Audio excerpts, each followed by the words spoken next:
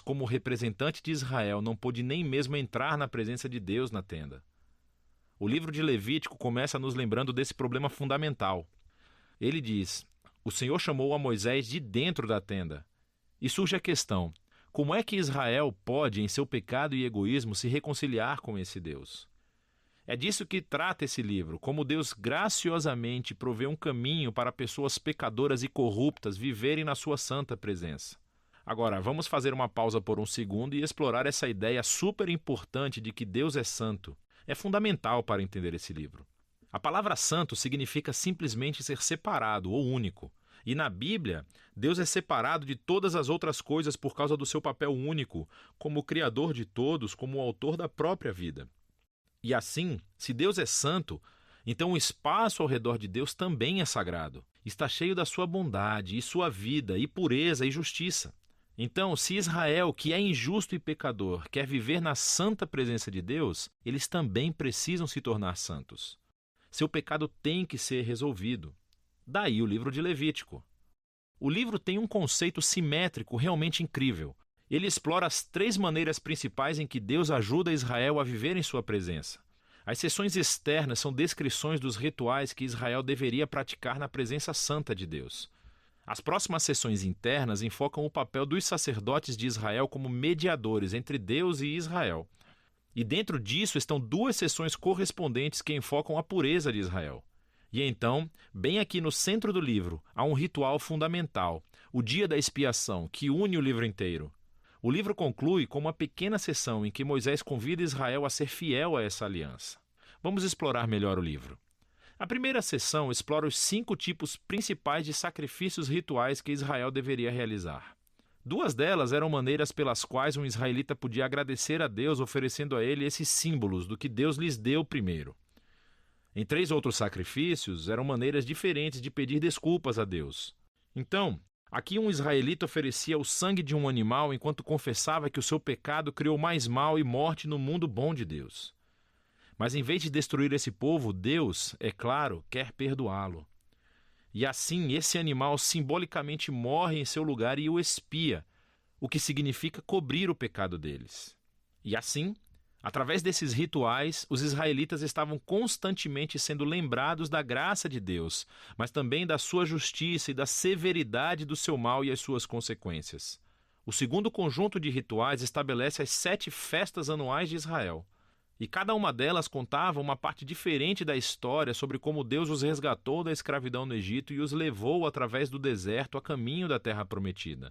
E celebrando essas festas regularmente, Israel se lembraria de quem eram e quem Deus era para eles.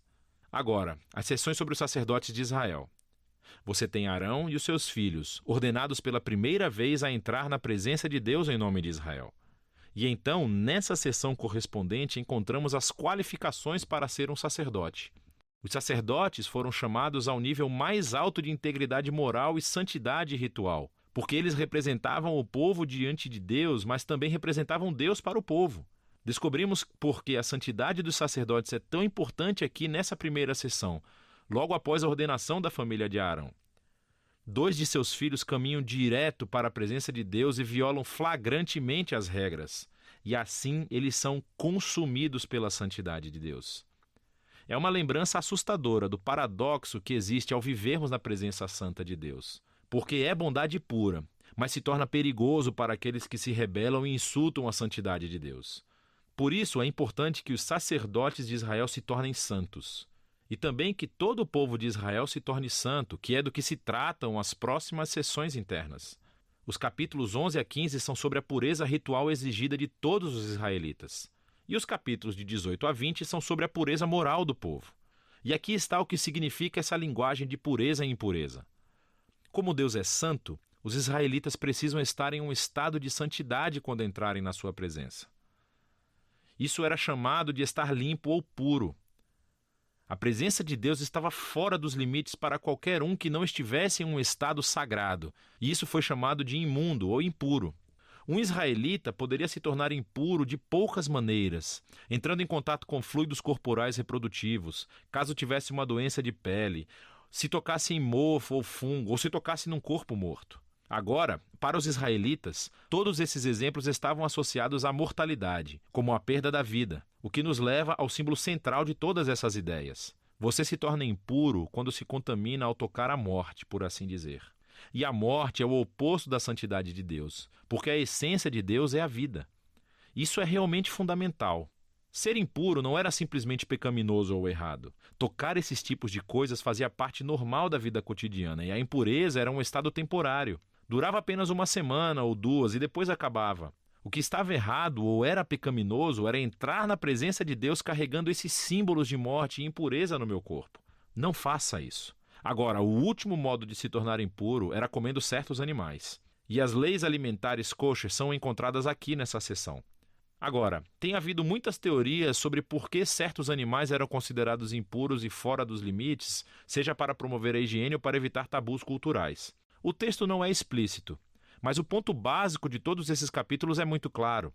Ao todo, eles funcionam como um conjunto elaborado de símbolos culturais que lembram a Israel que a santidade de Deus deveria afetar todas as áreas de suas vidas. A seção correspondente aqui é sobre a pureza moral de Israel. Os israelitas foram chamados a viver de maneira diferente dos cananeus. Eles deveriam cuidar dos pobres em vez de ignorá-los. Eles deveriam ter um alto nível de integridade sexual. Eles deveriam promover a justiça em toda a terra. Aqui no meio do livro encontramos uma longa descrição de uma das festas anuais de Israel, o Dia da Expiação. As probabilidades são de que nem todo o pecado e rebelião dos israelitas seriam cobertos através dos sacrifícios individuais. E assim, uma vez por ano, o sumo sacerdote tomaria 2 bodes. Um deles se tornaria uma oferta de purificação e expiaria os pecados do povo, e o outro foi chamado de bode expiatório. O sacerdote confessaria os pecados de Israel e simbolicamente os colocaria nesse bode, e então seria lançado no deserto. Novamente, essa é uma imagem muito poderosa do desejo de Deus de remover o pecado e as suas consequências do meio do seu povo, para que Deus possa viver com eles em paz. O livro conclui com Moisés chamando Israel para ser fiel a todos os termos da aliança. E ele descreve as bênçãos de paz e abundância que resultarão se Israel obedecer a todas essas leis. Ele também os adverte que, se forem infiéis e desonrarem a santidade de Deus, isso resultará em desastre e, por fim, o exílio da terra prometida. Agora, se quiser ver como o Levítico se encaixa na grande história, é útil olhar para a primeira frase do próximo livro da Bíblia, Números. Começa com: o Senhor falou a Moisés na tenda. Assim, podemos ver que Moisés agora é capaz de entrar na presença de Deus em nome de Israel. O livro de Levítico funcionou. Assim, apesar do fracasso de Israel, Deus providenciou um caminho para que o seu pecado fosse coberto, para que Deus pudesse viver em paz com as pessoas pecadoras. E é disso que o livro de Levítico se trata.